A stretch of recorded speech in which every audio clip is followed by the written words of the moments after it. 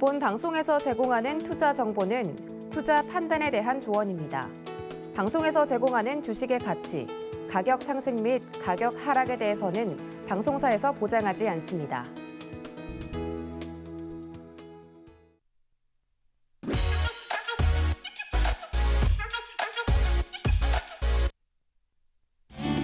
안녕하세요. 오늘도 시장에 유용한 정보들 정말 가득 채워왔습니다. 여러분들은 챙겨가시기만 하면 되는데요. 자, 오늘도 주유소 2부 머니트렌드 인사드립니다. 저는 진행을 맡은 이혜은이고요. 자, 어제 저희 방송 보신 분들은 오늘 시장 보면서 깜짝 놀라셨을 것 같아요. 어제 저희가 방송에서 머니 이슈로 폐배터리 관련한 이야기들 나눠봤는데요.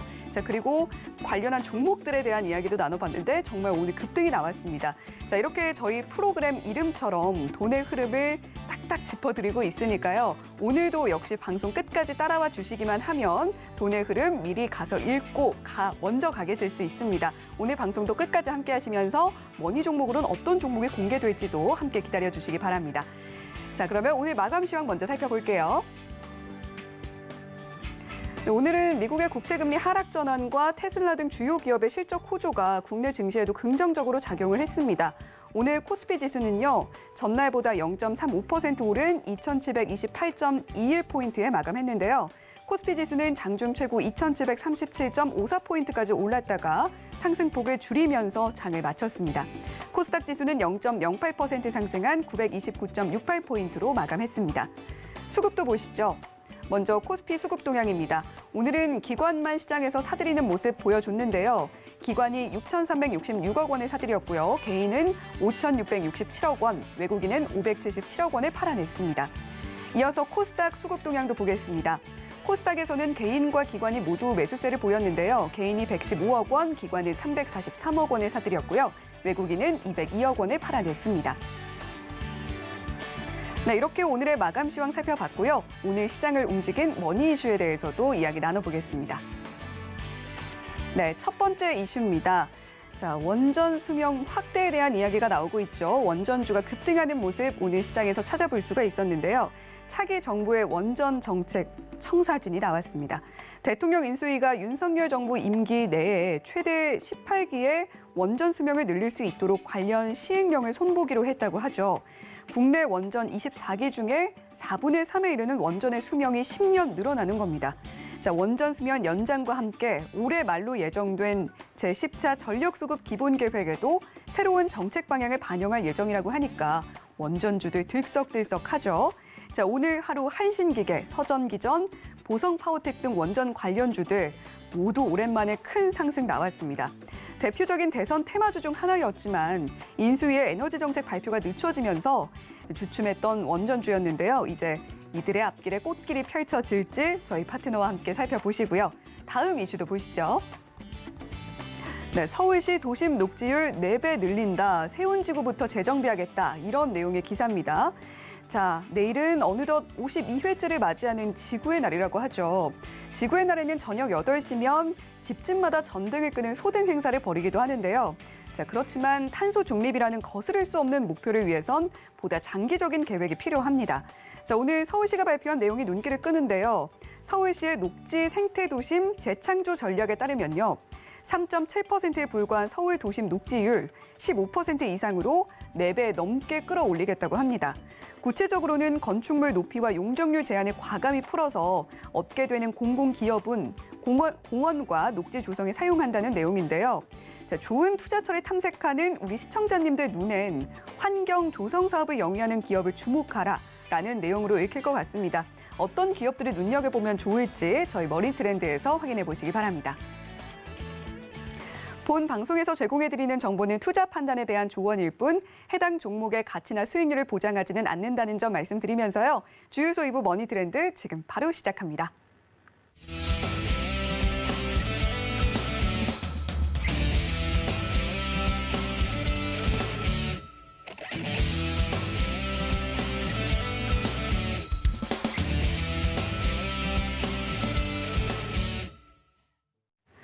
네, 저희 머니트렌드에서는 새롭게 뵙는 얼굴입니다. 오사무엘 파트너님 함께하고 계십니다. 안녕하세요. 안녕하세요. 네, 오사무엘 파트너님 오늘 시장은 좀 어떻게 보셨어요? 오늘 시장 지수가 상승한 것처럼 보이지만 네. 개인들의 체감으로 봤을 때는 그렇게 상승을 느끼진 못했을 거예요. 일부 테마만 움직이는 그런 패턴이었죠. 네. 네, 오늘 비록 시장은 상승했지만 많은 투자자분들의 얼굴에 웃음꽃을 피우기에는 조금 모자라는 상승이었던 것 같다. 이렇게 이야기를 해주셨는데 자, 이런 장에서도 내 계좌만큼은 웃음꽃 활짝 피게 하고 싶다 하시는 분들은요. 샵 0082번으로 오사무엘이라고 보내주시면 더 많은 종목 이야기 그리고 시장 이야기, 시장의 흐름에 대한 이야기 나눠보실 수가 있습니다. 노란톡방 많이 들어오셔서 이야기 나눠보시고요. 또 내 계좌에 빨간불 가득 채워보시길 바랍니다. 자, 그러면 본격적으로 머니 이슈 넘어가 보도록 할게요. 자, 차기 정부 인수위가 원전 운전 정지 기간을 단축하는 방안을 검토 중이다라는 소식이 나왔어요. 자, 오늘 원전주들도 일제히 강세를 보였는데 지난해 상반기에 질주를 재현할 수 있을지가 상당히 궁금합니다. 자, 오늘 원전주 상승의 성격 장기적인 모멘텀으로 봐도 될까요? 중요한 건 이거예요. 우리가 정부가 추진하는 네. 정책에 있어서의 지속성을 봐야 되거든요. 자, 윤 당선인이 당선되기 전부터 얘기했던 것들을 다 거슬러서 생각을 해봐야 됩니다. 자, 제가 정말 중요한 얘기를 하겠습니다. 이명박 정권 때 추진했던 정책이 뭐였습니까? 아마 기억하시는 분도 계실 텐데 4대강 정책이었습니다. 네. 4대강 정책에서 대표 종목이 무엇이었냐면 바로 이화공영이에요. 이화공영, 특수건설. 이화공영은 바닥에서부터 거의 50배가 올랐어요. 이것을 떠올려 보면은 우리가 원전에 대한 관련 종목들을 어떻게 접근해야 될지 어느 정도 힌트를 얻을 수 있다는 것이죠. 이번 정권에서는 탈원전 정책을 수정을 해서 원전 정책을 계속 가져간단 말입니다. 이런 부분을 우리가 주목을 해야 된다. 그래서 원전 관련 종목들에 대해서는 중장기 모멘텀을 가지고 접근해야 된다. 이런 말씀을 결론적으로 말씀드리겠습니다. 네, 원전 관련주들 중장기 모멘텀을 가지고 접근을 해야 한다 이렇게 이야기를 해주셨습니다. 이전 정부에서 주력 사업으로 추진했던 것들을 한번 복귀해봐라라는 조언도 함께 해주셨으니까요. 현 정부에서도 마찬가지로 차기 정부에서도 어떤 정책들 앞으로 차근차근 추진해 나갈지 체크를 해보면 좋겠다는 조언을 함께 해주셨습니다. 자, 그러면 오늘 대부분의 종목이 좀 많이 올랐습니다. 원전 관련주들. 자, 좋게 보시는 원전주는 어떤 종목인지 혹시 탑픽주가 있을지 궁금합니다. 예, 원전 탑픽 종목을 말씀을 드리고 또 후발주자도 좀 언급을 해볼게요. 네. 아마 일부에서도 좀 다뤄졌던 종목으로 알고 있는데 한신기계를 좀 봐볼게요. 네. 한신기계를 제가 일단 탑픽으로 꼽지만 단기적인 성격이 분명히 있다는 것을 말씀을 드릴게요. 그럼 차트를 좀 볼까요? 자, 한신기계의 일봉 차트입니다.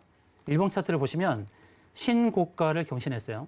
자, 신고가를 경신했다는 의미는 두 가지가 있습니다. 하나는 이제 위로 저항이 없어요. 저항이 없으니까 지속적으로 달려갈 수 있다는 첫 번째가 있고 두 번째는 신고가를 경신하면서 마지막 상승을 뜻하기도 합니다. 이 두 가지를 꼭 기억하시기 바라고요. 큰 그림을 볼 때는 월봉을 보는 겁니다. 월봉. 자, 큰 그림을 봅시다. 그러면 상승의 고점을 한번 연결해 볼게요. 상승 고점이 하나, 두 개, 세 개. 이렇게 해서 상승 고점을 연결할 때 이 고점이 만나는지 보겠습니다. 정확하게 만나죠. 그러니까 어떻게 보면 오늘의 상승은 저항대에 도달했다라고도 볼 수 있는데 자, 이 다음이 중요한 거죠. 네. 이 다음 패턴에서 눌림목이 발생을 하고 그 다음 이 추세선을 넘어선다. 그러면 계속 가는 그림으로 봐야 되겠죠. 바로 이런 월봉에서의 추세 상황을 보면서 단기적으로 봤을 때 큰 상승이 나올 수도 있다. 그런데 지금은 저항대에 부딪히고 있어요.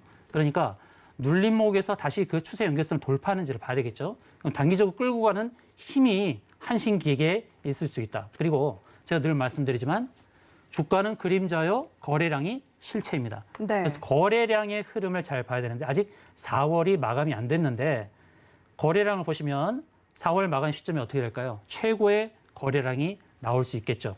그 기대감. 거래량이 많이 수반되면서 주가가 상승 모멘텀을 갖는다. 바로 이 부분을 주목해야 된다는 것입니다. 그래서 단기적으로 봤을 때 한신기계에 대해서 관심을 놓고 보되 제가 이제 다시 결론적으로 말씀드리면 오늘의 상승은 월봉에서의 저항에 부딪혀서 좀 눌릴 수 있습니다.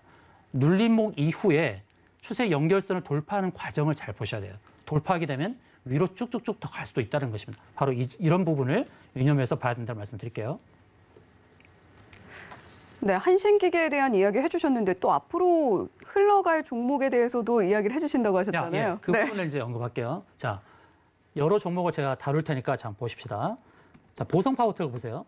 보성 파워텍은 대장주의 성격은 아니었죠. 전고점을 넘어서는 흐름이 아니었고 어디서 멈췄는지 보세요. 일목균형표 기준선, 바로 기준선 자리에서 좀 멈췄죠. 기준선은 어떤 의미냐면 26개 캔들의 평균 자리예요. 26개의 캔들, 26일의 고점과 저점의 평균 자리입니다. 이평선은 뭐죠? 20일 이동평균선은 20일의 종가의 평균입니다. 그런데 기준선은 고점과 저점을 다 반영하기 때문에 좀 더 디테일한 수치를 반영한다라고 할 수 있죠.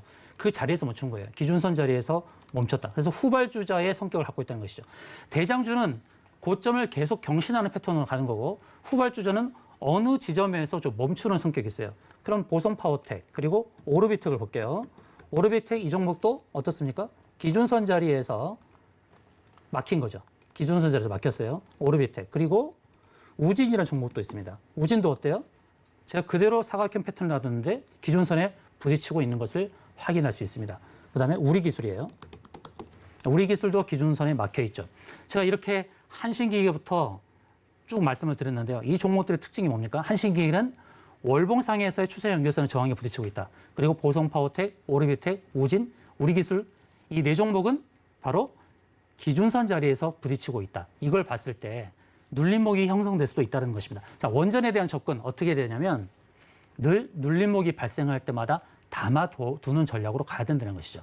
그리고 어느 저항대에 부딪히게 되면 바로 그 고점에서 사는 게 절대 아닙니다. 오늘같이 상승이 일제히 벌어졌을 때 고점에 있을 때 사면 안 돼요. 제가 다시 말씀드리지만 한신기계 단기적인 접근으로 보지만 눌림목에서 공략을 해야 된다. 이 말씀 드리고요. 특히 그리고 기억력이 좋아야 되고 메모 습관이 좋아야 되는데 원전에 대한 이슈가 단기로 나오지 않고 간헐적으로 나와요. 한번 뉴스가 되고 또 잠잠해졌다가 또 뉴스가 나오고 이러면서 눌림목이 있다 잠잠했다가 또 급등이 나오고 이런 패턴이란 말입니다. 이런 패턴에 우리가 익숙해져야 돼요. 그래서 눌림목이 있을 때마다 주워 담았다가 급등 시에 차익 실현하는 이런 전략을 계속 반복하는 것이 중요하다는 말씀 드리겠습니다. 네, 한신기계부터 보성 파워텍, 우진, 우리기술 이런 종목들에 대한 이야기를 나눠주셨어요. 자, 원전주들 접근 전략 간단합니다. 전체적으로 눌림목 나올 때마다 담는 전략으로 가져가셔야 하는데 자, 그러려면 기억력과 메모 습관이 중요하다고도 말씀을 해주셨어요. 자, 기억력과 메모 습관 어렵다면 샵 0082번으로 오사무엘이라고 보내주시면 함께 이 원전주들 이야기할 수 있는 기회가 있으니까요. 노란톡방에서 원전 관련주들 어떤 종목이 더 힘있게 갈지 언제 눌림목에 담아야 할지 이야기 나눠보시길 바랍니다. 자, 그러면 다음 이슈로 넘어가 보도록 할게요. 자, 오늘 또 하나의 정책 이슈가 있었습니다. 서울시가 서울 도심 전체를 녹지로 연결해서 녹지율을 기존의 4배 이상으로 대폭 확대하겠다 이런 발표를 했잖아요. 자, 어떤 종목들이 움직였나요? 도심을 녹지로 연결한다. 그러면 네. 이게 곧 환경과 관련돼 있죠. 네. 환경, 생태, 보건 사업과 관계가 되어 있습니다. 제가 지금 이 섹터 부분에서 이제 두 가지를 말씀드리는 거예요. 하나는 원전 정책, 그다음에 두 번째로는 이건 부동산 관련된 거죠. 실은 도심을 녹지로 연결하는 것도 결국 환경 보건 사업이고 부동산 관련된 일인데 건설과 관련된 일인데 지금은 그 어떤 부동산이라는 그런 건설과 관련된 부분에서의 약간 좁은 섹터로 들어와서 환경 보건에 집중을 하는 겁니다. 자, 두 종목을 말씀드릴게요. 하나는 자연과 환경, 두 번째는 시공테크입니다. 그런데 제가 이 두 종목을 말씀드리는 것은 양수 겸장으로 말씀드리는 거예요. 양수 겸장은 뭐냐면 우리가 장기를 둘 때 두 개의 패가 일제히 장을 부르는 겁니다. 두 개의 패가 장을 부르기 때문에 공격해서 승리할 수 있다는 것이죠. 바로 이런 부분이 바로 양수 겸장인데 네. 자연과 환경과 시공테크가 다 환경 보건 사업을 하는 부분이고 또 자연과 환경은 특히나 환경 보건 사업뿐만 아니라 또 용산 이전 수혜의 종목으로 꼽히고 있는데요. 또 한 가지 더 말씀드리면 자연과 환경은 신정부의 윤 당선인 관련 종목이고 시공테크는 총리 후보자인 한덕수 관련 종목으로 알려져 있습니다. 그래서 대통령 종목이고 총리 종목이다. 이렇게도 제가 언급을 하는 거예요. 그래서 양수 겸장이라는 겁니다.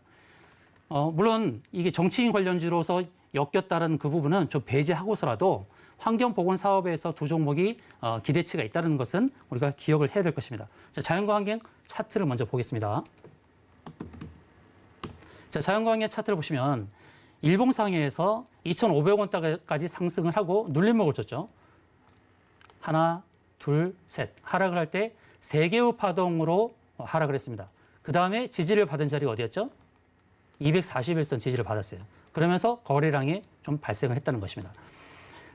물론 오늘 전체적인 흐름 봤을 때 기준선 자리에서 좀 부딪혔다는 것이 좀 부담이 될 수 있습니다.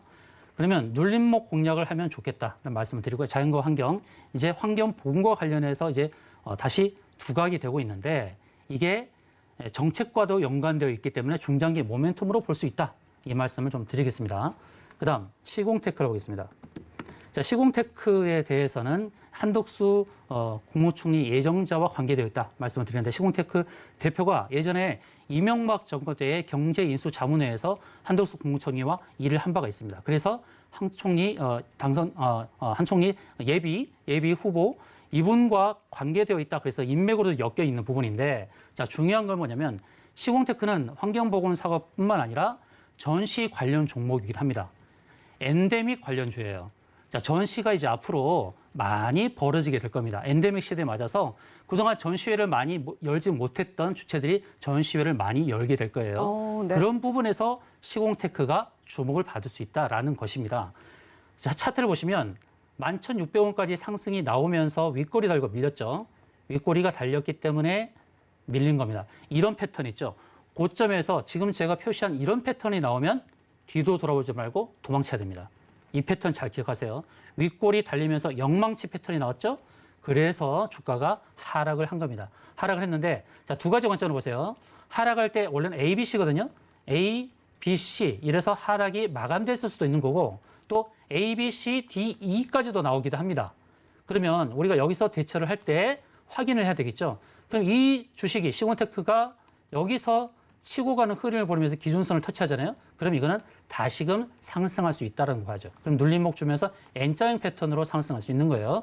그래서 이건 시공테크는 지금 접근해도 되고 한 번 더 하락을 하게 되면 이제 하락이 마무리되는 과정으로 봐야 되겠죠. 그래서 큰 그림으로 보게 되면 이게 ABC가 A, B, C로 이렇게 하락을 마무리할 수도 있는 거예요. 그러니까 지금 단계에서 어느 정도 담고 그다음에 혹시라도 더 눌러주면 2차 매수를 감행해도 좋은 그런 단계로 보시고요.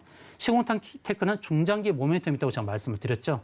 전시회는 분명히 많이 열리게 될 것이다라는 그런 부분, 또 환경 보건에도 관련된 그런 부분 꼭 또 명심하면서 대응해 보시면 좋은 수익의 기회를 맛볼 수 있겠다는 말씀 드리겠습니다.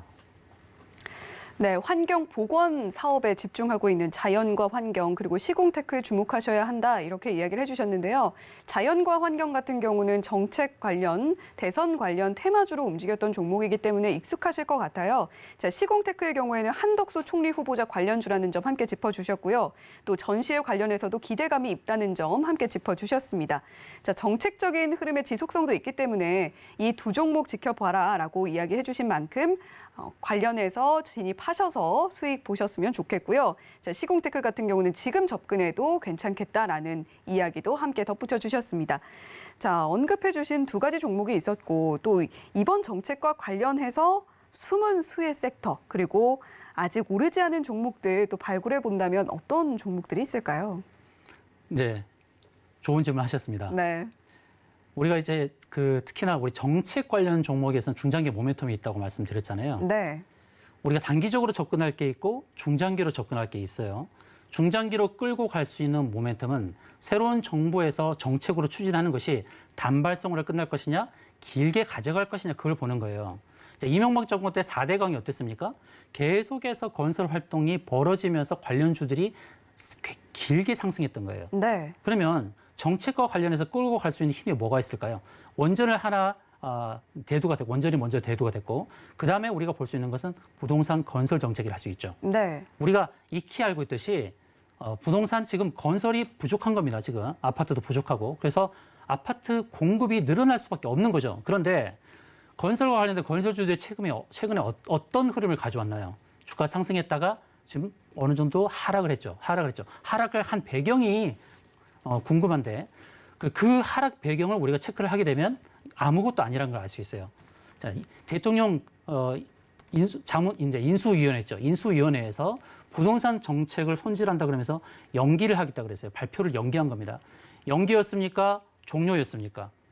연기였어요. 네. 종료는 말 그대로 종료를 선언하는 거지만 연기는 쉼이에요, 쉼. 그래서 연기를 발표하면서 부동산 관련주들이 눌렸죠.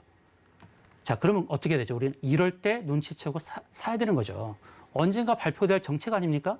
그리고 부동산 공급은 늘릴 수밖에 없는 거잖아요. 그래서 부동산 관련주는 가지고 가야 되죠. 근데 중요한 것은 어느 종목이 탄력이 있냐는 거예요.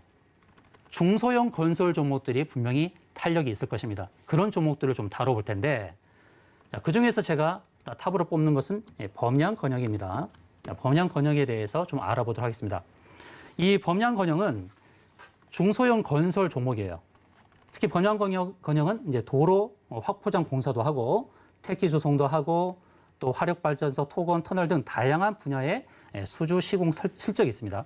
그리고 경남권에 있어요. 부산 소재 건설사로 부산 엑스포 유치라든지 또 가덕 신공항 건설 그리고 산업은행 부산 이전 등의 수혜를 입을 전망입니다. 여러 가지로 수혜를 입을 수 있는 그런 종목이죠. 그런데 부동산 공급과 관련해서 바닥에서부터 3,200원대부터 단기적으로 2배 이상 확 뛰었죠. 3,000원대부터 8,000원대까지 2주 만에 숨도 안 쉬고 달려와서 2배 이상 올랐단 말이죠. 그 다음에 이제 눌렸다가 이제 다시금 상승을 준비할 수 있는 그런 단계에 있다라는 말씀을 드리겠습니다.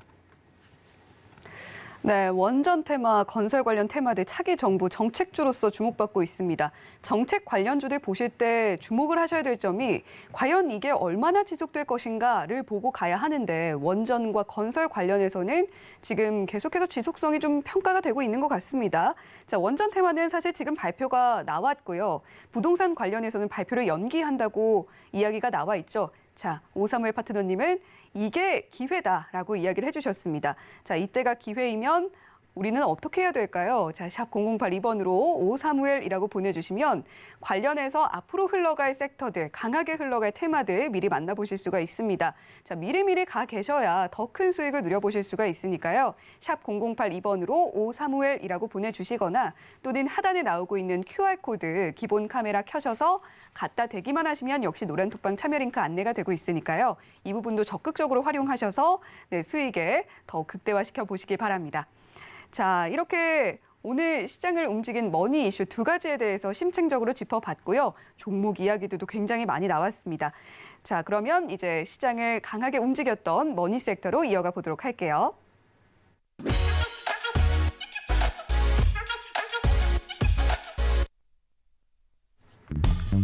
네, 오늘의 머니 섹터는 중소형 건설주였습니다. 자, 오늘 1.62% 상승하는 흐름 보여줬네요.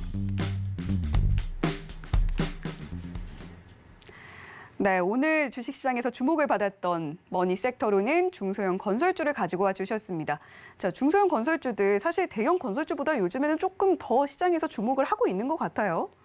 네, 이제 탄력을 받는 종목들을 보게 되면 네, 중소형 그런 건설 종목뿐만 아니라 중소형 주식들이 많이 올랐죠. 그렇죠. 최근에 패턴이. 네, 그러니까 대형주가 외면받는 것을 우리가 생각해 본다면 그만큼 공매도가 활발하죠. 특히 외국인의 지금 패턴을 보게 되면 주식을 사는 것보다는 공매도에 치중하는 그런 패턴을 볼 수가 있어요. 그래서 대형 종목들은 못 간다. 코스피 200 그리고 코스닥 150이 편입된 종목들은 좀 당분간 기피를 하는 게 좋겠죠. 중소형 종목들의 매기가 오고 있으니까요. 건설 종목도 마찬가지입니다. 건설 섹터 내에서도 중소형 건설주들이 잘 간다. 이렇게 보시는 게 좋을 것입니다. 네, 중소형 건설주들의 힘이 더 좋을 것 같다. 특히 코스피 중에서도 150 종목에 편입된 종목들은 요즘에 좀 투자할 때는 기피하시는 게 좋지 않겠냐라고 이야기를 해주셨습니다. 자, 그러면 중소형 건설주들, 관련주들 향방은 좀 어떻게 될지도 궁금한데요. 네, 종목들에 좀 안내를 좀 드려볼까요? 아까도 말씀드렸던 범양건영에 대해서 조금만 더 다뤄볼게요. 범양건영뿐만 아니라 중소형 건설 종목이 편입된 종목들을 좀 언급을 드릴 텐데 범양건영이 있고 또 일성건설도 있고 네, 그리고 신원종합개발 이런 종목들이 있어요. 이런 중소형 건설 종목들의 차트가 좀 비슷하거든요. 그래서 이런 종목들을 좀 공략하면 좀 수익을 볼 수 있지 않을까 이렇게 판단합니다. 네.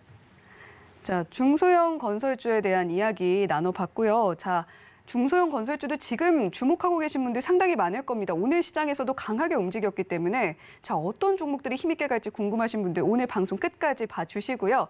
자, 머니 섹터 내 종목 고민도 한번 해결해 보도록 하겠습니다. 자, 먼저 문자로 보내주신 고민 내용인데요. 금호건설에 대한 고민을 보내주셨어요. 네, IS 동서에 대한 고민을 보내주셨네요. 죄송합니다. 자, IS 동서 매수가는 56,400원이고요. 비중은 15%라고 보내주셨는데요. 자, IS 동서 오늘 흐름 보면요. 자, 1.71% 상승이 나와서 53,600원의 종가 형성했습니다. 자, IS 동서 어떻게 좀 대응하시면 좋을까요? 지금 손실 구간에 계신데. 예, 이 종목 역시도 이제 주택 건설 사업과 관계된 종목이죠. 아까도 말씀드렸듯이 건설 종목들의 눌림목이 발생하고 있다는 거예요. 부동산 정책 발표의 연기 때문에 눌림목이 발생하고 있죠. 이제 건설 종목들이 기재기를 펼 수 있는 그런 단계에 와 있습니다. 기술적으로 보게 되면 IS 동서가 61선을 위협을 하고 있죠. 차트를 보시게 되면 61선을 위협하고 있다가 오늘 십자형 도지를 만들었어요. 현재 61선에 걸쳐 있습니다. 정확하게 61선 자리에 걸쳐 있으면서 다시금 이제 상승을 모색하는 그런 단계에 있어요. 큰 그림은 이제 주봉과 월봉을 본다고 말씀드렸죠. 주봉을 보겠습니다. 주봉은 어떻게 돼 있냐면 주가가 상승한 이후에 구름층을 벗어나지 않고 구름층 상단에 걸쳐 있죠. 이게 이렇게 N자형 패턴으로 갈 가능성이 높다는 말씀을 드릴게요. 월봉을 보겠습니다. 월봉에서도 보시게 되면 월봉은 이제 저항대를 벗어나서 구름층이 없어요.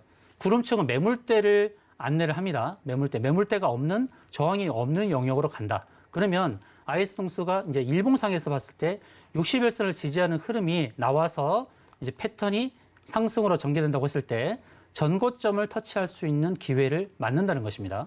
그러면 일단 전고점이 오면 한 번은 끊어야 될 겁니다. 한 번은 끊고 또 눌림목이 발생했을 때 한 번 더 접근할 수 있어요.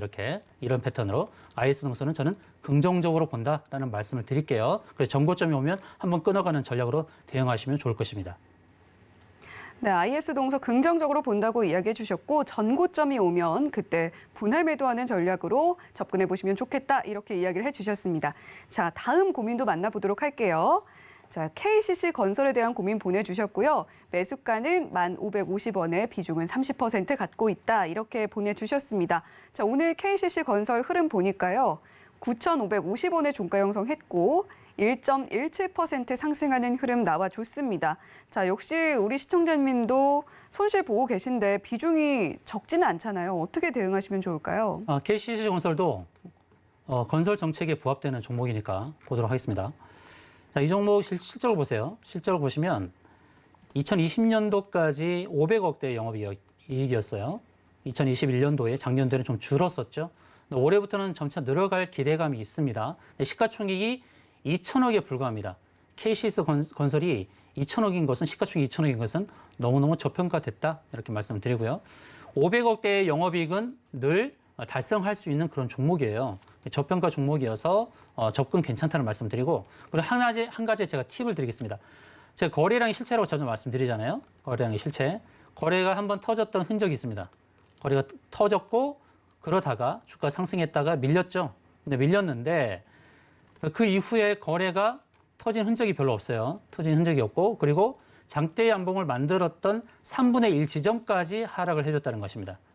만약에 장대 양봉을 만들었던 저점을 깨면 위험하지만 그 양봉의 저가를 지키고 3분의 1 지점에서 스톱했다는 것은 긍정적으로 볼 필요성이 있습니다. 그럼 이런 차트는 앞서서 보여드렸던 차트의 유형과 비슷해요. 건설주들의 차트. KCS 건설도 중소형 건설주죠. 그런 차원에서 중소형 건설주의 그런 방향성에 대해서 저는 긍정적으로 봤듯이 KCS 건설도 긍정적으로 봅니다. 일봉상에서는 이제 턴을 하고자 하는 그런 의지가 강력하게 보이죠. 주봉을 보겠습니다.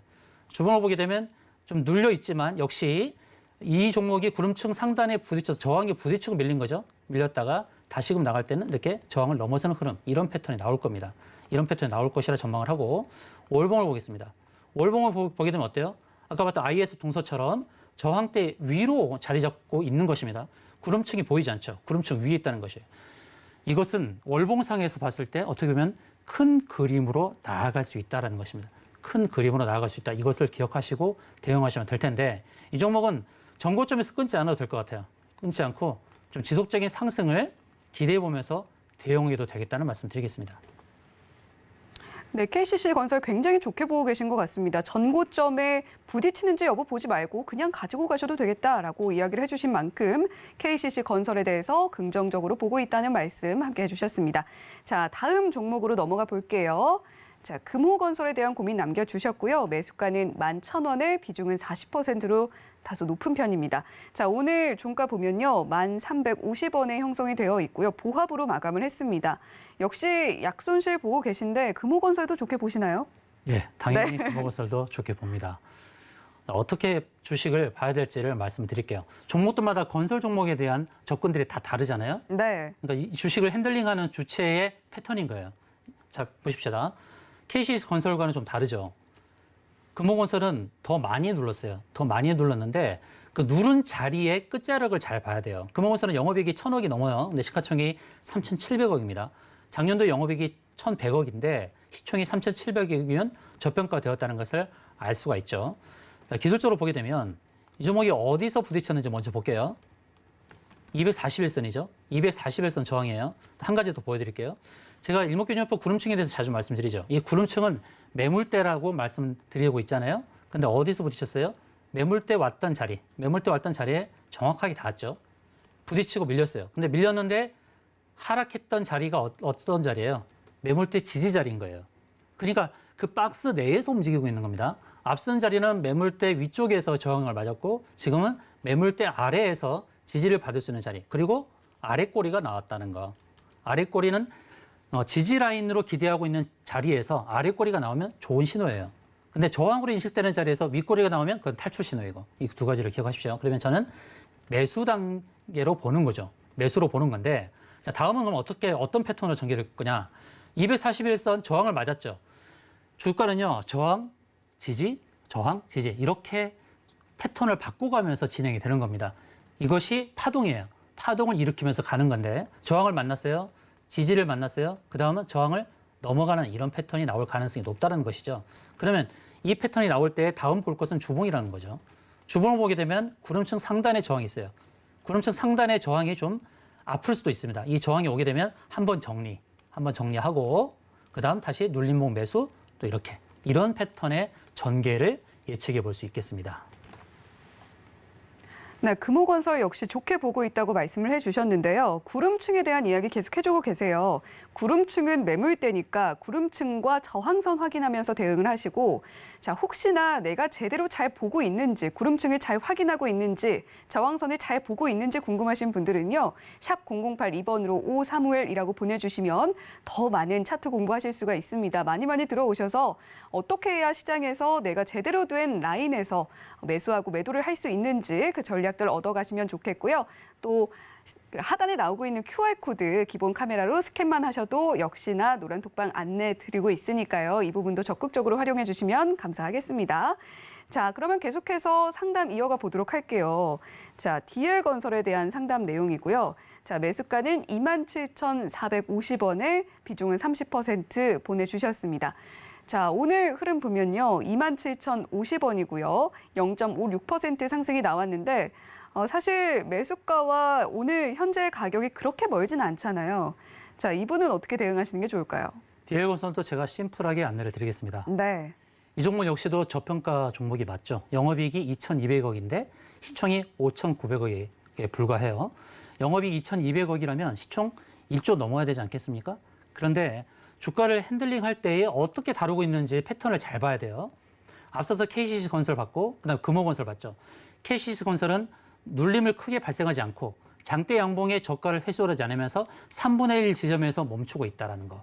금호건설은 그 지지로 보이는 그 자리까지 끝까지 밀어버렸다는 거. 그러면서 거기서 주식을 다시 주워 담는 행태를 보인다는 것. 자, DL건설은 또 어떤 행태를 보이냐면 앞서 봤던 금호건설은 241선에서 저항이 맞고 빠졌죠. 근데 DL건설은 241선을 건드리지 않아요. 그죠? 한 번, 두 번.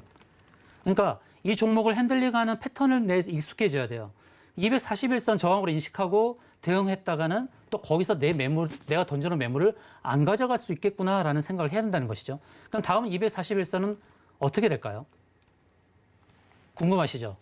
예, 궁금하면 500원인데요. 자, 노란 톡방으로 들어오시면 돼요. 그러면 다음 대응법에 대해서 제가 안내를 드릴 텐데 1차적으로 대응을 어떻게 해야 되느냐. 자, 바닥은 잡은 것으로 확인되죠. 바닥. 이 아래 꼬리에 달았던 것을 빼고 그러면 저점을 어떻게 연결하냐. 저점을 이렇게 연결하면 어때요? 좀 저점 지지가 가능한 자리에 왔다라는 거 첫 번째 이렇게 추세 연결선으로 확인이 되고 그다음 매물대 제가 구름층 하단 매물대 지지라고 그랬잖아요. 지지를 잡는 자리에 왔다는 것이 확인이 되고 있어요. 그러면 두 가지로 보는 거예요. 첫 번째 저항에 부딪힐 수 있는 자리는 고점을 연결한 추세선 자리에서 한번 부딪힐 수 있고 그러면 여기서 부딪히고 구름층 상단에서 지지받고 다음은 241선을 넘어서는 이런 패턴으로 전개될 가능성이 굉장히 높다라는 것이죠. 그럼 지금은 어떤 단계인가요? 매수를 해야 될 단계라는 겁니다. DL건설은 매수 지점으로 굉장히 좋은 자리다라는 말씀을 드리고요. 자, 주봉을 볼게요. 주봉을 보면 어떻습니까? 120주선 라인을 타고 가고 있잖아요. 120주와 240주 앞에 있는 밑에 있는 240주선이 어때요? 우상향하고 있어요. 오름 추세를 보이고 있잖아요. 오름 추세로 다만 60주선이 하향하고 있는데 여기서 주가가 이제 상승으로 턴하게 되면 60주선도 올라온단 말입니다. 바로 이런 부분을 기억하고 대응하시면 좋겠고요. 주봉을 보게 되면 이제 구름층이 부딪히는 자리가 일단 저항으로 자리를 저항이 되겠죠. 저항 자리에서는 일단 매도 대응을 해야 돼요. 여러분 차트에서 일목균형표를 설정을 하세요. 그런 다음에 여기서 매도, 그다음 눌림목 매수, 그다음 N자 옆에도 넘어가는데 또 그다음 구름층 상단에 또 매물대가 있죠. 그래서 주가의 파동을 기억하면서 매물대 저항에서 매도, 그다음에 눌림목에서 매수, 그다음 매물대에서 매도 이렇게 파동을 즐기면서 매매를 하면 좋습니다. 그냥 주식 흐름 따라 가만히 보유하는 전략을 벗어나서 이제는 파동을 따라서 고점 매도, 저점 매수, 그다음 고점 매도 이런 파동 패턴으로 매매 패턴으로 대응하시면 좋겠다는 말씀 드릴게요.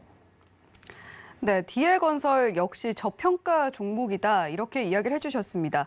자, 금호건설과의 차이점은 차트 보면서 알려주셨고요. 지금 매수 자리로 매우 좋다고도 이야기를 해주셨기 때문에 사실 우리 고민 남겨주신 시청자님뿐만이 아니라 많은 시청자님이 지금 마음이 동하고 계실 것 같습니다. 자, DL건설에 대한 상담은 이렇게 이어가 보도록 하고요. 자, 다음 상담 내용 만나보도록 하겠습니다. 자, 동신건설에 대한 고민 남겨주셨는데요. 매수가는 25,500원에 비중은 10% 남겨주셨습니다. 오늘 종가 보니까요. 31,000원이에요. 지금 이득을 보고 계신 것 같은데 9.54% 오늘 좀 상승이 크게 나왔잖아요. 자, 동신건설은 사실은 언제 매도를 해야 될지가 궁금하신 것 같습니다. 네, 동신건설에 대한 안내를 드리겠습니다. 동신건설은 정치인 이재명 씨와 관계된 종목이었어요. 안동에 소재를 하고 있죠. 그런데 동신건설이 이제 바닥까지 밀어버렸죠. 왜냐하면 당선이 안 됐으니까요. 당선이 안 됐으니까 바닥을 기었던 거예요. 이제는 그래서 정치인 인맥 이 관련을 벗어나서 본질적인 가치에 접근을 해달라라고 신호를 보낸 겁니다. 그럼 이 종목은 이제 저항대를 정확하게 지키고 가는 것을 확인할 수 있어요. 241선 오니까 어떻습니까? 윗꼬리 달고 밀렸어요. 241선 저항 아프죠. 왜냐하면 241은 1년 주가의 평균 아닙니까? 근데 그 자리에 오게 되면 매수 참여자들이 주식을 던지는 습성이 있다라는 것을 기억하십시오. 241선 저항 아프다. 아프니까 위로 찌르니까 아프니까 빠지는 거예요. 그렇게 이해하시면 됩니다. 찌르니까 아프죠. 그래서 윗꼬리 달고 크게 밀리는 겁니다. 그러니까 윗꼬리 달 때 피리침이에요. 피리침. 윗꼬리는 아프다는 거예요. 아프니까 빼야죠. 아시겠죠? 그러니까 아팠다. 아팠지만 이제 그 다음에는 주가를 누르고 나서 이제는 상승의 패턴으로 전개가 되는데 거래량이 뭐다? 실체다. 자, 거래량의 실체. 거래량이 바닥에서부터 발생하면서 그래서 저번에도 말씀드렸지만 거래량이 많이 발생하는 자리가 어디라고요? 저항대 자리. 121선 만나니까 거래량이 많이 발생하죠. 그래서 거기서 거래가 크게 일어나고 그다음에 구름층 하단까지 왔다가 그다음 121선 한 번 더 왔죠. 그럼 어떻게 되니까? 이전 저항을 넘어서는 패턴으로 봐야 되죠. 그다음 또 241선이죠. 그러면 이 241선은 강한 저항일까요? 약한 저항일까요? 약한 저항이에요. 약한 저항. 약한 저항인데 바로 뚫고 갈 수도 있고 앞서 봤던 건설주 패턴을 봤을 때에 금호건설처럼 한 번 더 부딪혔어요. 금호건설은 241선 두 번 부딪혔죠. 한 번 부딪히고 빠졌다가 두 번째 부딪히고 그다음에 3세파, 세 번째는 좀 돌파 관점으로 본다고 말씀드렸죠. 그러면 241선 한 번 더 오면 이게 또 저항이 될 수는 있죠. 저항이 될 수 있는데 그러면 여기서 파동을 즐기시라고요. 매도, 그다음에 누를 때 눌림목 매수, 그다음에 N자형 패턴의 대응 이렇게 하시면 수익을 극대화할 수 있다는 말씀 드리겠습니다. 네, 동신건설에 대한 설명해 주셨는데요. 윗꼬리는 필요침이라서 아프다. 이런 식으로 굉장히 귀에 쏙쏙 꽂히게 이야기를 해 주셨어요. 자, 그리고 우리 531 파트너님이 궁금하면 500원이라고 하셨는데 500원 들지 않습니다, 여러분. 궁금하면 노란톡방인데요. 샵 0082번으로 531이라고 보내주시면 저희가 노란톡방 참여 링크 안내를 해드리고 있습니다. 많이 많이 들어오셔서 자, 윗꼬리는 필요침이다. 그리고 거래량이 실체다. 이런 이야기들이 어떻게 구체화가 되는지 눈으로 한번 확인을 해보시면 좋겠습니다. 자, 이렇게 머니 섹터 내 종목 상담까지 이어가 봤는데요. 자, 이번에는 머니 종목으로 넘어가 보도록 하겠습니다. 자, 오늘의 머니 종목은 범양건영입니다. 범양건영 오늘 흐름 보면요. 4.14% 상승이 나왔고 5,780원에 종가 형성했습니다. 사실 오늘 531 파트너님이 범양건영에 대한 이야기를 계속 해주고 싶으셨던 것 같아요. 자, 이제 본격적으로 해주시면 될 것 같습니다. 네, 중소형 건설 종목들을 제가 긍정적으로 본다고 말씀드렸어요. 앞서 문의해 주셨던 종목들도 이제 중소형 건설 종목들이 많았고 대부분은 바닥을 잡고 있다라는 말씀드렸어요. 네. 그리고 그동안 눌림목이 발생했던 가장 큰 이유에 대해서 말씀을 드렸던 거예요. 인수위에서 부동산 정책을 조율하면서 연기 발표가 나오면서 상승 탄력이 멈췄던 겁니다. 그래서 눌림목이 발생했고 이제는 다시 기대감이 있죠. 이 정책 발표는 나올 수밖에 없는 거잖아요. 그러니까 우리가 뉴스가 되었을 때, 뉴스로 나왔을 때에 대응을 잘 해야 됩니다. 연기냐 종료냐. 연기면은 이게 쉼을 가질 수 있는 그 패턴으로 보고, 그러니까 빨리 발빠른 대응을 하실 수 있는 분은 종목을 던져놓고 그다음 눌림목이 발생할 때 매수하는 패턴으로 접근하시면 되겠죠. 그러면 부동산 정책 발표는 나올 수밖에 없는 거잖아요. 그런 관점에서 대응을 하는데, 그래서 대형 건설주보다는 중소형 건설주의 기회가 많다는 말씀을 계속 드리는 거예요. 그중에서 저는 이제 그 범양건영을 이제 말씀드리고 있는데, 차트를 보게 되면 범양건영이 거래량 실체라고 말씀드렸는데, 거래량 크게 발생하면서 거래량 발생했던 주가의 저점을 깨긴 깼으나, 그러나 지지로 형성될 수 있는 자리까지 깨진 않았다는 거예요. 여전히 일봉상에서 구름층 상단에 자리매김을 하고 있다는 거죠. 그런 관점에서 저는 매수 접근이 유효하다고 보는 거예요. 그리고 윗꼬리는 피리침이니까 아프다는 거죠. 그리고 한편으로는 매물대에 왔다는 거예요. 이 매물대는 어디서 형성된 겁니까? 앞서서 거래되었던 자리를 앞으로 끌어오는 게 선행스팬이잖아요. 그래서 이게 매물대로 자리매김하다 보니 그게 또다시 이렇게 작용을 하는 겁니다. 자, 잘 따라오고 계시죠? 자, 여기서 이제 눌림목이 발생한 거예요. 눌림목이 발생하고 60선을 깨지 않고 기준선에서 자리매김하고 있다. 그러면 이제 주봉 차트로 보는 거예요. 주봉에서 보게 되면 바닥권에서 거래량이 많이 발생했죠. 많은 거래량. 이전에 거래량이 많이 발생했던 자리에서 추가적으로 상승하면서 윗꼬리 또 크게 달았죠. 윗꼬리 아프다. 그래서 주가가 밀렸다는 것이죠. 그 다음에 주가가 상승이 나왔고 밀렸다가 주봉에선 구름층 상단에 왔어요, 안 왔어요? 안 왔죠. 그러니까 이런 자리까지는 충분히 상승이 가능하다는 겁니다. 제가 표시한 자리를 꼭 기억하세요. 이 자리는 매도 포인트로 대응해야 될 자리입니다. 네, 그러면 어떤 가격대에 좀 진입을 하고 어떤 가격대에 손절을 해야 할지도 좀 궁금해지거든요. 네, 질문 잘 하셨어요. 그런데 네. 제가 그 가격대를 안내를 안 한 것은 여러분이 직접 차트 설정해서 대입을 해보라고 이렇게 한 건데요. 직접 대입하면 공부가 될 거예요. 그게 어렵다? 그럼 노란톡방 오세요. 그럼 상세 대응자를 알려드릴 텐데, 일단 오늘 종가 5,780원 전후에서 잡아보시는 게 좋겠죠. 매수해 보시고, 일봉상에서의 저항대는 이 매물대가 보이시죠? 매물대 자리까지는 간다고 보는데 그 자리는 9,700원대를 알리고 있죠. 근데 주봉상에서는 두 개의 저항 포인트가 나옵니다. 하나는 이제 7,000원대 저항이 있고, 그다음에 두 번째는 8,000원대 저항이 있는데, 주봉에서 보게 되면은 8,300원에서 8,400원의 저항이 있어요. 그 자리를 위험하시고, 그러니까 7,000원대, 8,000원대, 9,000원대 앞자리가 바뀌는 것들이 다 저항이에요. 자릿수 저항이다. 이렇게 보시면 됩니다. 그러니까 매수 범위는 오늘의 종가 기준으로 하시고, 1차 7,000원에서 7,100원 목표가, 2차 8,400원, 그리고 손절가는 5,200원으로 대응하시면 좋을 것 같습니다. 네, 오늘 종가가 5,780원인데 매수는 5,780원 전후에서 해보시면 될 것 같다. 이렇게 이야기를 해주셨고 목표가는 7,000원까지 보고 계십니다. 자, 그리고 오늘은 가격 전략을 이렇게 제시를 해주셨지만 사실 정말 시장에서 쏟아지는 종목들이 많잖아요. 어떻게 공부해야 될지 머리 아프다, 어렵다 하시는 분들은 샵 0082번으로 오사무엘이라고 보내주시면 함께 공부하실 수가 있으니까요. 자, 시장에서 그때그때 대응을 하려면 내가 차트를 볼 줄 알아야 합니다. 자, 그만큼 오사무엘 파트너님과 함께 공부하는 것이 도움이 되겠죠. 자, 샵 0082번으로 오사무엘이라고 보내주시면 함께 공부하실 수가 있습니다. 자, 그러면 지금 뭐 정책주들이 정말 쏟아지고 있잖아요. 뭐 원전도 그렇지만 중소형 건설주도 그렇고 대응 전략 어떻게 해야 될지 궁금합니다. 자, 정책에 대해서 우리가 구별을 잘해야 돼요. 그러니까 판단하는 방법을 제가 말씀을 드릴 텐데 우리가 이 어떤 정책이 쏟아졌을 때 판단을 잘해야 돼요. 임기 기간 동안에 지속해서 끌고 갈 수 있는 모멘텀이 될 것이냐. 원전과 부동산은 지속적으로 끌고 갈 수 있는 모멘텀이 되겠죠. 그리고 여러 가지 자질구레한 정책들이 있어요. 예를 들어 유아라든지 아동을 겨냥한 것들이 있을 것이고 또 뭐 청년 일자리는 좀 지속적으로 끌고 갈 수 있겠죠. 그런데 해당 종목들이 좀 적다라는 것입니다. 이 말씀을 왜 드리냐면 이 주식들을 핸들링 할 때 자금이 쏟아져 들어와서 섹터 안에 들어있는 종목들이 여러 종목들이 있어야 돼요. 여러 종목들이 분산돼서 있어야 이 종목도 건드리고 저 종목도 건드리면서 또 수익을 극대화하는 그런 패턴이 된다는 것이에요. 근데 원전과 부동산 안에 들어오는 관련된 종목들이 많죠. 거기다가 중장기로 끌고 갈 수 있는 모멘텀이 분명히 있다는 것입니다. 자, 한 가지만 또 말씀을 드릴게요. 이 안에서 대장이 있고 후발주자가 있어요. 제가 4대강 정책과 관련해서 말씀드렸는데 당시에 이화공영과 숙소건설 이 종목들의 차트를 보세요. 끌고 갔던 그 힘들을 보시란 말이에요.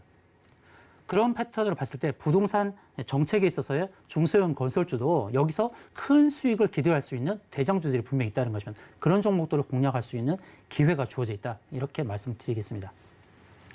네, 이제 새 정부 출범이 한 달도 안 남았습니다. 미리 발빠른 대응을 하셔야 할 텐데, 자, 부동산 정책 발표와 같은 것들은 결국엔 할 수밖에 없는 것이고, 사실 가장 중요한 건 과연 이 정책들이 얼마나 지속될 수 있을 것이냐, 그리고 시장에 어떤 종목들과 크게 연관이 있는 것이냐, 이 부분을 살펴야 된다고 강조를 해주셨습니다. 자, 그리고 시간이 좀 남아서 물론 노란톡에서 자세히 해주고 계시겠지만 내일장 전략 어떻게 가져가야 할지도 짧게 부탁드리겠습니다. 네, 내일장 전략도 짧게 말씀을 드릴 텐데 요즘의 패턴을 잘 보셔야 돼요. 상승 섹터가 유지되는 경우가 별로 없습니다. 특히나 이제 상승 종목이 있고 하락 종목이 있어요. 강세 종목이 있고 약세 종목이 있단 말입니다. 이 순환이 빨리 되고 있어요. 오늘의 강세 종목이 내일의 강세 종목이 되진 않아요. 우리가 그래서 주목을 할 때 약세 종목 있죠. 약세 종목을 더 유념 있게 보시는 게 좋아요. 그 약세 종목이 다시 돌아와서 순환매가 되어서 강세 패턴으로 갈 수도 있습니다. 그런 걸 유념하시고요. 그리고 지수와 섹터를 숲으로 본다면 종목은 나무가 되는 거예요. 나무를 먼저 보지 말고 숲을 봐야 돼요. 숲의 환경을 먼저 봐야 돼요. 지수의 환경, 섹터의 환경, 그 다음에 좁혀서 종목을 보는 겁니다. 자, 지수에 대해서 잠깐 언급을 드릴게요. 코스피 차트를 좀 볼까요? 자, 코스피 차트가 제가 이 코스피 차트에 있어서 골든 크로스가 발생하는 걸 두 가지로 보라고 말씀드려요. 전환선이 기준선을 돌파하고 그다음에 후행 스팬이 캔들 위에 자리 잡는 거 이게 바로 이제 골든 크로스인데 지금 전환선이 기준선 위에 지금 자리매김하고 있어요. 그리고 후행 스팬은 캔들 위에 있단 말입니다. 이것은 좀 긍정적인 패턴으로 봐야 돼요. 긍정적인 패턴으로 보되 자꾸 권리적되는 게 있어요. 권리적되는 게 뭐냐면 바로 원달러 환율이에요. 원달러 환율의 차트가 좀 위태하죠. 어떻게 보면은 차트를 보게 되면 전고점을 넘어서는 그런 패턴으로 보여지잖아요. 그래서 이게 자꾸 부담을 주고 있다는 말입니다. 원달러 환율 차트, 이 차트도 잘 보시고 전고점을 넘어서지 않고 이 원달러 환율이 하향을 한다고 했을 때는 주가 지수는 좀 긍정적으로 볼 수 있어요. 그런데 이게 전고점을 넘어선다 그러면 주가 지수가 잘 가다가도 다시 캔들 안으로 꺾일 수가 있다는 것입니다. 그래서 지금은 괜찮아요. 단기적으로 봤을 때는 후행 스팬이 캔들 위에 있기 때문에 괜찮은데 원달러 환율이 꺾이는지 안 꺾이는지를 보자는 거죠. 그래서 이게 이 캔들 위에 있는 후행 스팬이 위쪽으로 가는 신호탄은 뭐냐면 원달러 환율이 꺾였을 때 서로 반비례의 성격을 갖고 있잖아요. 그랬을 때 이렇게 가는 거예요. 근데 원달러 환율이 지금 상태에서 전고점을 넘어서면 어떻게 돼요? 다시 지수가 캔들 아래로 빠지는 이런 상태가 된다는 것입니다. 그래서 원달러 환율을 유념하면서 지수의 흐름을 보고 또 지수의 흐름을 보면서 좁혀서 이제는 나무인 종목을 보면서 대응하면 좋겠다는 말씀을 드리겠습니다. 네, 일단 지수와 섹터가 숲이다 이렇게 이야기를 해주셨는데 원달러 환율 함께 보시면서 숲을 보시고 그다음에 종목인 나무를 보셔라 이렇게 이야기를 해주셨습니다. 나무가 항상 잘 자랄 수 있는 환경인지를 체크하셔야겠죠. 자, 그리고 우리 오사무엘 파트너님 오늘 방송 동안 정말 주옥 같은 이야기들 많이 해주셨는데 내일 또 무료 공개 방송 있으시잖아요. 어떤 주제로 하시나요? 내일 이제 무료 공개 방송은 8시 50분부터 진행이 될 것입니다. 네. 이제 금요일이거든요. 금요일에 초점을 맞춰야 되는 것은 이제 주봉을 완성하는 패턴이기 때문에 어떻게 완성하는지 그리고 그 패턴에서 금요일에 마감하면서 다음 주를 대응할 수 있는 종목들 그리고 다음 주를 대응할 수 있는 섹터 그 종목을 볼 때 섹터를 먼저 보자고 말씀드렸죠. 섹터의 패턴이 어떻게 자리매김하느냐 그걸 보면은 종목들이 보인다는 것입니다. 그래서 금요일 장에 어떤 식으로 전개되는 걸 보고 다음 주를 예측하는 이런 부분에 대해서 좀 언급을 해볼까 합니다. 네, 금요일 주봉은 어떻게 완성이 되는지 그리고 다음 주 대응 섹터와 종목들 궁금하신 분들은요. 내일 오전 8시 50분에 오사무엘 파트너의 무료 공개 방송에 참여하시면 되는데요. 자, 무료 공개 방송 어떻게 보는지 궁금하신 분들은요. 샵 0082번으로 오사무엘이라고 보내주시면 저희가 노란톡방 참여 링크를 안내를 해드리니까요. 노란톡방에서 더 자세하게 공개 방송 보실 수 있는 방법 안내를 해드리도록 하겠습니다. 자, 샵 0082번으로 오사무엘이라고 보내주셔서 노란톡방에서 공개 방송 보실 수 있는 방법 얻어 가시길 바랍니다. 자, 서울경제TV 주유소는 자본시장 통합법을 준수합니다. 1:1 투자 상담, 유사 수신 행위 등 모든 불법사항을 엄중하게 금지하고 있고요. 서울경제TV, 서울경제신문은 당사의 브랜드입니다. 서울경제증권TV와는 무관하다는 점 말씀드리면서요. 주유소 2부 머니트렌드는 여기서 인사드리도록 하겠습니다. 시청해주신 여러분 고맙습니다.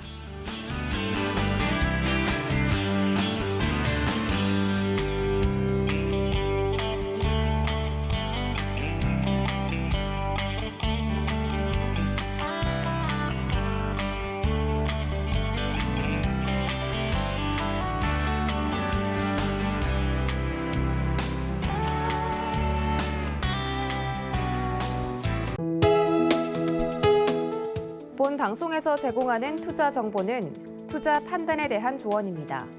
방송에서 제공하는 주식의 가치, 가격 상승 및 가격 하락에 대해서는 방송사에서 보장하지 않습니다.